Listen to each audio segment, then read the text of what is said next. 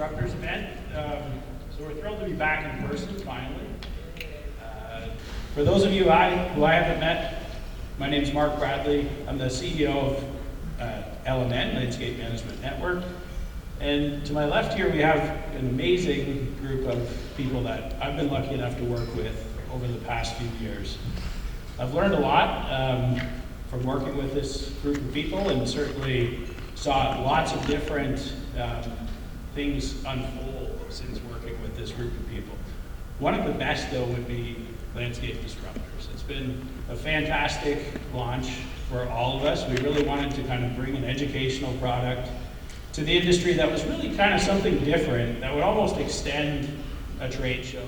Get information that you just don't kind of find in your day-to-day. And hopefully everybody's got some questions, and feel free to ask for more input or ideas as we go. But really, the podcast started a year ago. There's been 70 podcasts since, with over 100,000 downloads. So Stan does most of the hosting. I've hosted a few. It's been lots of fun, lots of great ideas. The feedback's been amazing, and so thank you for joining and taking part and listening to those podcasts, and all the feedback's been very appreciated. So with Stan's going to host the evening. We've got 4 or 5 topics that we're going to talk about, and this group of individuals Stan's going to introduce here right now.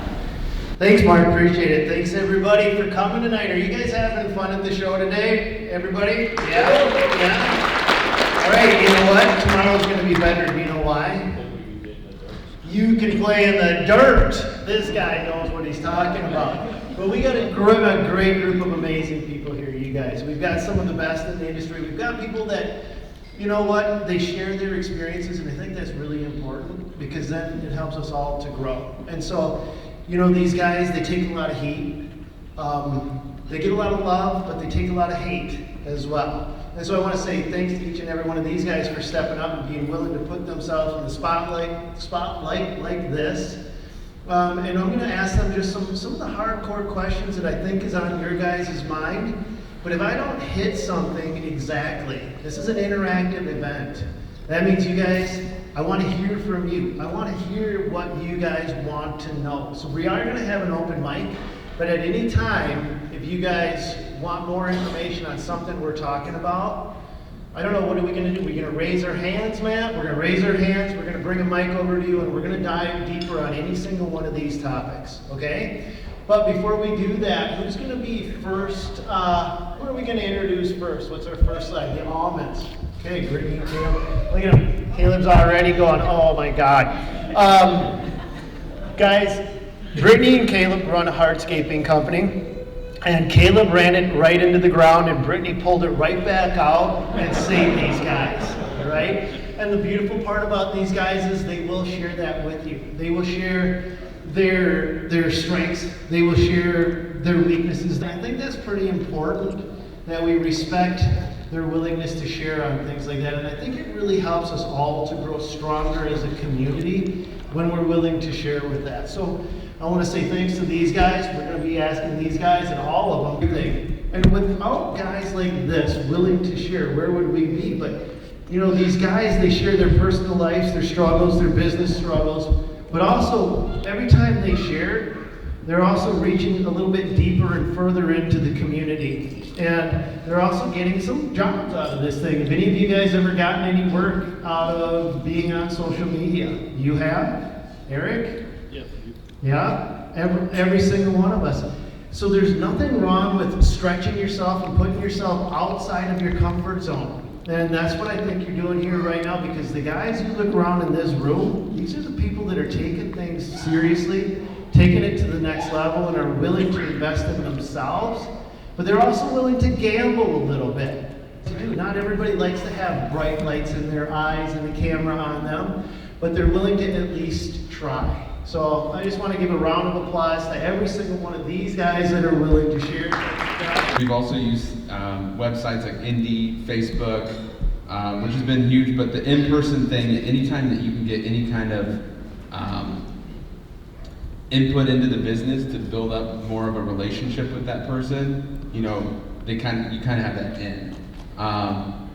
So I saw a statistic that said 70% of people will quit their job if they don't feel appreciated.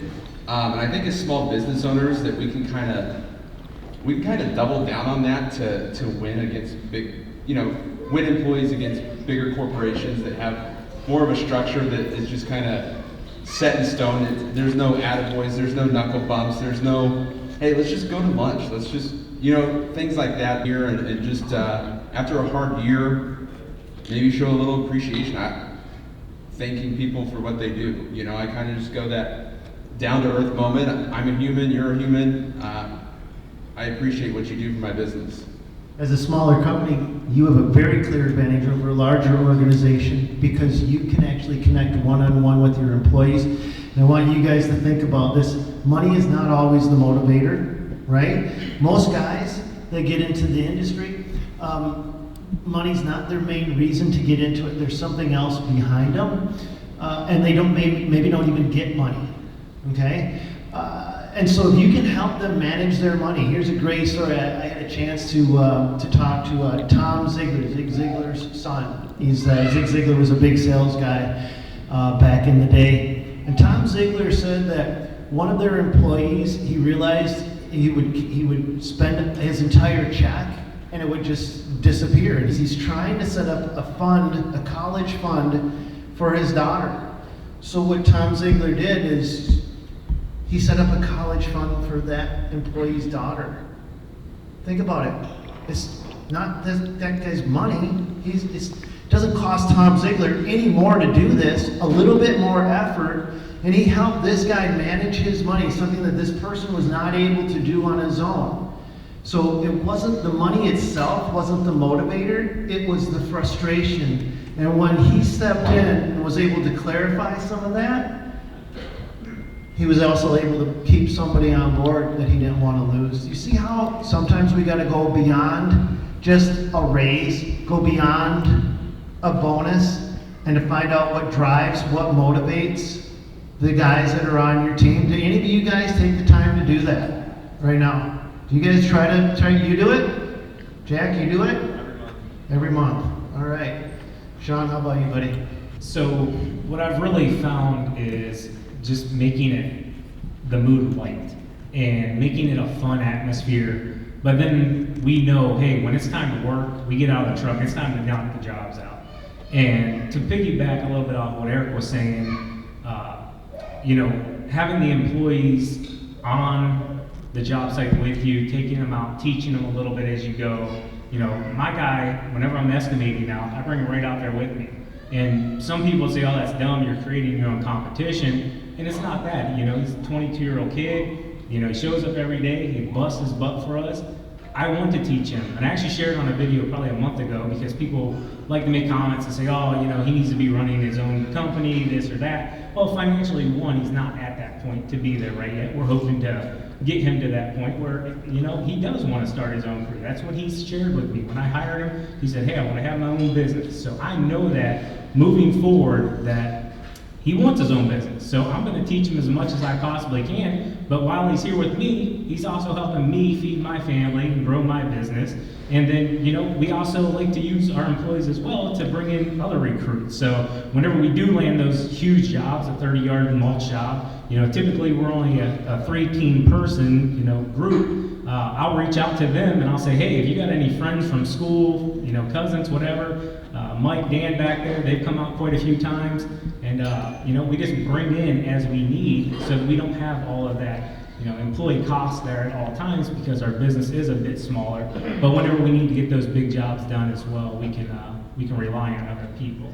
So you're investing back into him so that, because that's one of the things I always tell guys, you come into the green industry, and if I'm willing to teach you how to run a skid loader today, you'll be able to run a skid loader for the rest of your life. You may not want to, or you will always have a job that is in high demand. Absolutely.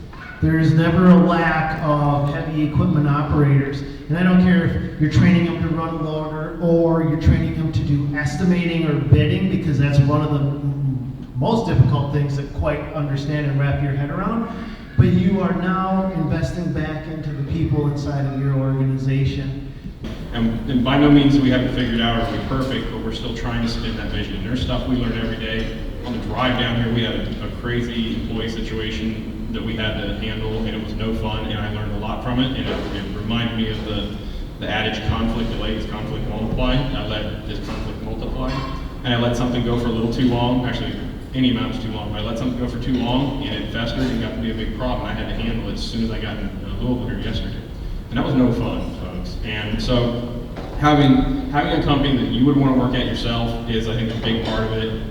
And trying to find machines that will make these guys' jobs easier. Something as simple as these, the buggies, that if anybody follows buggy life and knows all this stuff, like the machinery will make and break guys working at your company. Instead of humping wheelbarrows of mulch up a hill all day, and you got a loader there, you rent the machine, whatever you got to do to make the job easier, guys are going to like that a lot more. Every person I hired that actually cared less about my company than I obviously do, they're going to make more mistakes than me. So I knew all these things were going to compound. So it never means you get complacent with mistakes, and you try to always curb those and learn from those. Then it comes back to trying to be a place. So if guys break stuff, I'm not coming out flying off the handle and going crazy and all that stuff. And I mean, 2 months ago, Brittany and I were on a commercial project because one of our managers was hurt a motorcycle wreck, which is fine now, thank the Lord. And a set of plans pretty clearly said which of these concrete paths we were to tear out, and I tore out the completely wrong one of the parking lot. It's inexcusable. I mean, it was like borderline, like, you should have your head checked on, and like, how did you miss this? I mean, I tore out a 10 by 10 concrete path in the parking lot when I was supposed to come out. And it's just these humbling moments. It's like when my guys do stuff like that too, who don't care about the company as much as I do. And if you want your people to care about your company like you do, they have to have more of a stake in it than just an hourly wage. You got to make sure people will be bought into that, right? But it just helps keep me humble and realize, like, okay, I screw stuff up too, and sometimes in such a stupid way they can't even fathom how I did that. They trust that I'm not going to be ridiculous. Mm-hmm. And no, I mean, there's repeat things. It's like we gotta come like, how does this keep happening? What do we need to change? Help me understand, right? Help me understand how this keeps happening, and what do I need to do? What do we need? Do we need to spend the money, put backup cameras in the skid steers and all this stuff? Like, help me understand how we fix this. And as a team, we try to come in. And that sounds like a lot of corporate, poster on the wall sound stuff. But like, how do we fix this as a team? And we try to get the buy-in from the guys. And our guys are great. Our guys are good. But try and still foster that stuff is still difficult because the guys are, they're here to work and they're human. Yeah, exactly. I mean, they're gonna make mistakes, and so we try to work through it. The clothing manufacturing was still happening in North America back then, and so all of these people had benefits. Sure. And then over the last 30 years, we let that slip. We won't get into that conversation. That's a different conversation. But today, the reason there's no middle class is because there's no living wage in the service industry. And so if we want to kind of raise the bar as an industry, as owners, it's up to everybody in this room just to test it. And I'm not saying you have to pay $58 an hour in a rural market. That's ridiculous. But I am saying that you could probably pay 20% more than everybody in your market and still win work because you'll have the best people. And if you have a repeatable system, you'll be able to produce the work 30 to 40% faster than your competitors. And you'll have a workforce that's sustainable. I used to steal trades from like masons, carpenters, home renovators, steel workers, because we paid as much as those trades, and they would rather work in landscaping. We're in competition for labor with the skilled trades. We don't want to be in competition with anything that's unskilled on the service side, like window washers and services like that. We're looking for people who already have trade skills, who just want to apply them to outdoor activities. Mark, you said 32 an hour, okay? And I think maybe more than a few people here are like, well, we can't pay that much per hour and justify it. And that's why I asked you if you were charging enough, because I feel that a lot of people inside of our industry don't charge enough for the work that we provide. If I couldn't sell at 30 to 40% profit in peak season, even throughout the recession, I was able to do that. There's always fewer contractors than there is customers. So the next question is going to be cast to Brittany. I'd like you to take this one first, if you wouldn't mind. Are you cool with that? We're going to be talking See what it about is. how to raise capital, how to finance. Shawn's good at it, but you already got the mic. Raise capital. I'll fill in. All right. I met Shawn. Did I say Brittany? I meant Shawn. Guys. All right. So I think everybody in this room probably started off at a different point in their business, right? Like, I can sit here and say I started off with a rust bucket truck and a push mower. Some of you may have started off a little bit better than others, but at the end of the day, you know, what do they say? It's, you know, it's not what you make, it's what you keep. So at the end of the job or end of the year, you need to be saving because, like Stan just said, those long winter months, they're coming. And all of us that are in the green industry, you know, if you're not doing snow removal, fortunately we are, you know, it's gonna be a long, cold winter. We see all the time, we get people coming to us saying, I'm short on cash, what should I do? That was why we started LMN Land. It's easy access to capital. We created those banking relationships with 75 different lenders so that when you call the bank through LMN, you get served up multiple opportunities for financing, whether it's a line of credit, financing against your receivables. If you've got $100,000 worth of commercial receivables, you get $80,000 deposited in your bank the next day. Those types of things make cash flow problems go away.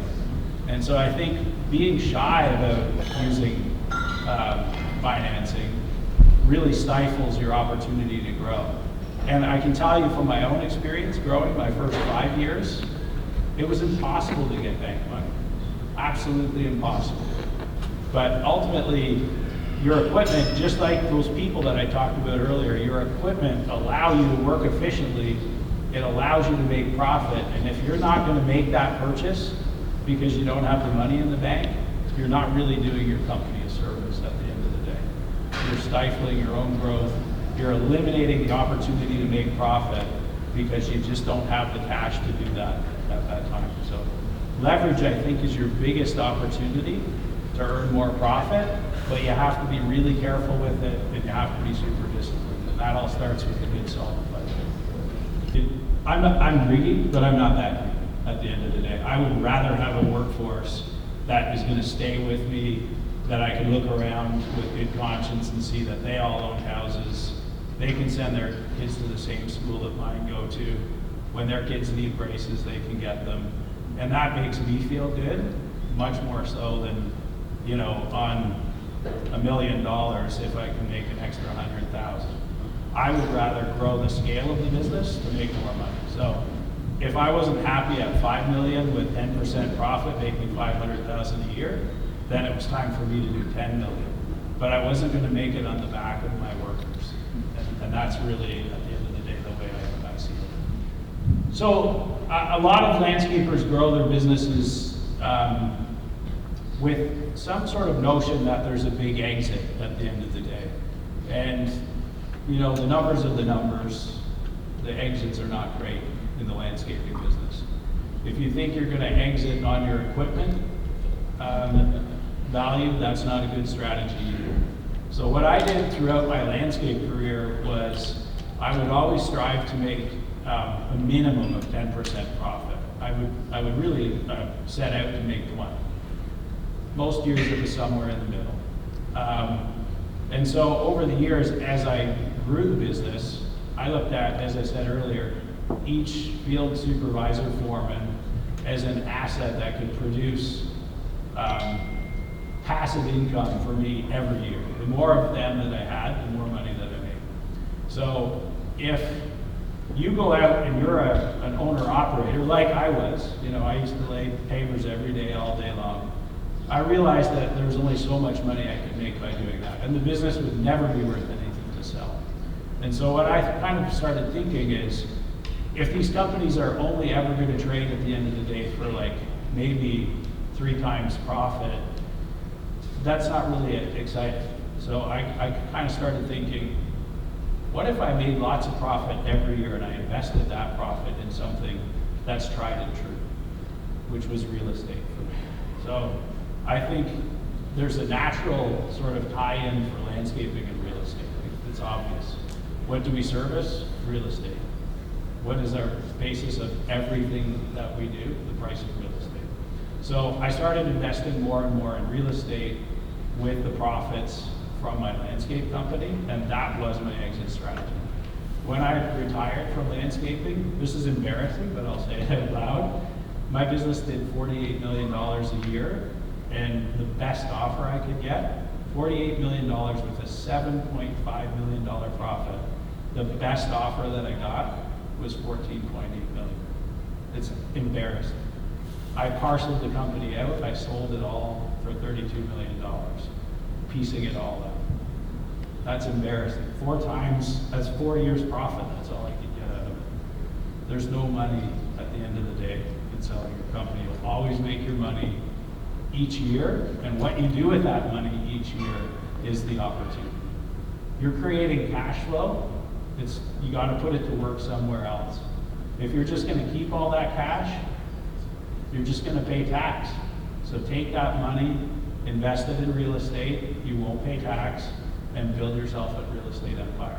When it's time to retire, you don't have to worry about what you sell your company for. Well, thank you, everyone, for coming up here. And you guys, you can still catch us. We'll still be around here, but I want to turn this back over to Mark for the closing remarks. But I want to say thanks to all of you guys for taking time out tonight, for connecting with us. And there's going to be a big concert out there right here, so make sure you go out and have fun with that. But I'll turn it back over to Mark now. Thanks, Mark.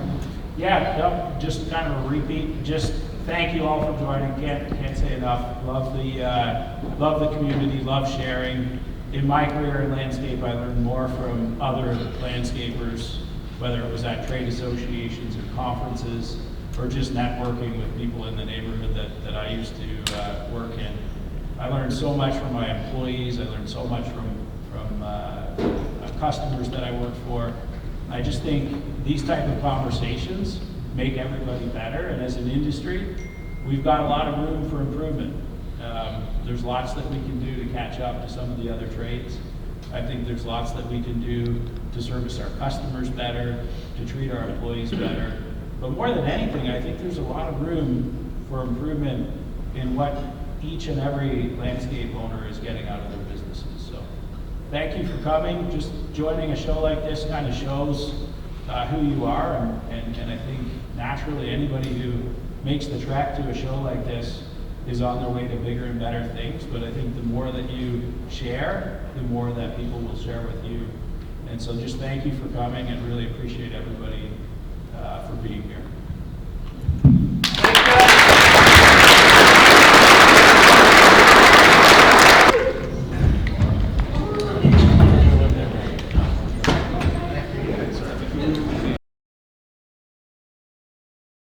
And we're doing this to an extent, and that's one thing I do want to give props to our crew on. We've been turning, we travel a lot anymore, and we turn a lot of stuff over to those guys, and they've really, really stepped up. One place they have really stepped up is intercommunication within the company of, like, if they're dealing with something, they call somebody else in the company, which is, that makes it sound like we're a big company. We got 5 guys full time, but they're not always on the same sites together. They say, hey, how do we do this again? Or what are we doing on this? And they're not calling me to figure this stuff out. They're starting to figure out their own specialties. And they probably figured that like Bo might know how to do it better than Caleb does, because Bo does it every day. Caleb does right. Yeah, I'm getting rusty maybe. And but also, like, I'm tied up with other stuff, and those guys can handle it in-house and they just don't have to deal with me to do that. And I think that's the most wonderful thing. And it's what I've been working on building a company to do forever.